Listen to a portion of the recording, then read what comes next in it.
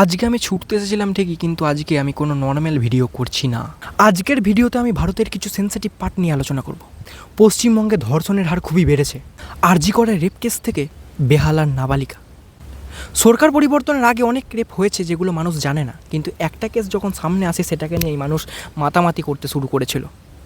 কিন্তু কত কেস সেরকম মানুষের মধ্যে চাপা পড়ে গেছে, মিডিয়ার সামনে আসেইনি, মিডিয়া খবর করেনি।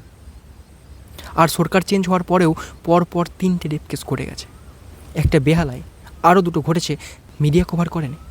আমি কিছু কন্টেন্ট ক্রিয়েটরের মুখ থেকে শুনেছিলাম। এজন্য আমাদেরকে বাধ্য হয়ে সত্যটাকে তুলে ধরতে হয়।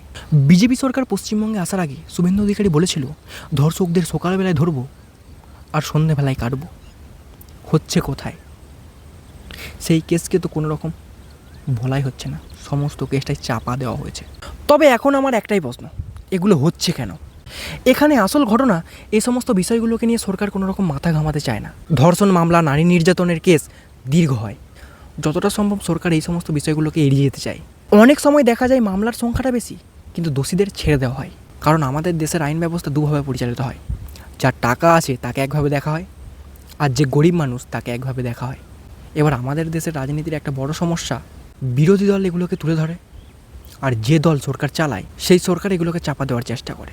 বেশিরভাগ সময়ই দেখা যায় এই সমস্ত কাজগুলো যারা করে তারা সরকারের খুব কাছের লোক। তাহলে সরকার কাদেরকে ধরবে? সরকারের কাছের লোকদের। সরকারকে শুধুই যে দোষারোপ করলে হবে এমনটা কিন্তু নয়। দিনের পর দিন সমাজের মানসিকতায় নিম্ন রুচির দিকে এগোচ্ছে। যত দেখছে ধর্ষণ হচ্ছে, এই ওই সেই শাস্তি দেওয়া হচ্ছে না, ততই মানুষ আরও এগুলির দিকে এগোচ্ছে। তাহলে সরকার শাস্তি দেবে কিভাবে? যেমন ধরুন, আমি একটা প্রতিবাদ করেছিলাম, আমি রোস্ট করি, তো আগে রোস্ট করতাম। যখন আমি রোস্ট করতাম, অন্য একটা চ্যানেল ছিল আমার, সেই চ্যানেলটা ডিলিট হয়ে যায়। তখন ওই ভিডিওটাতে ভিউজ আসে প্রায় 10 লাখের মতো, প্রায় 1 মিলিয়নের মতো। আমি কলেজে গিয়েছি, কলেজ যেতে যেতে আমাকে 3-4 বার দাঁড় করায় কিছু ছেলে, তার টিএমসি করতো।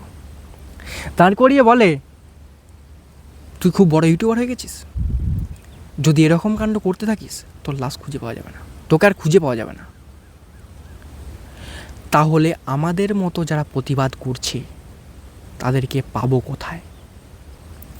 তাহলে আমাদের মতো যারা প্রতিবাদ করছে তারা প্রতিবাদের লোকগুলোকে তারা দমিয়ে রাখতে চায়, তাহলে প্রতিবাদ হবে না। এটা শুধু যে তৃণমূল করেছে এমনটা কিন্তু নয়, বিজেপি সরকারও করবে, সিপিএম করে এসছে, কংগ্রেস করে এসছে। বাট এটাই রাজনীতির নিয়ম। আমরা যে শুধুই বলছি নারী সুরক্ষা নারী সুরক্ষা, তা করলে হবে না। সামাজিক শিক্ষা এবং নিরাপত্তার দিকটাও বিবেচনা করা উচিত। মানুষের পেটে যদি না কালি থাকে, মানুষ যদি অশিক্ষিত হয়ে থাকে, তাহলে এই ধরনের কর্মকাণ্ডগুলো হতেই থাকবে।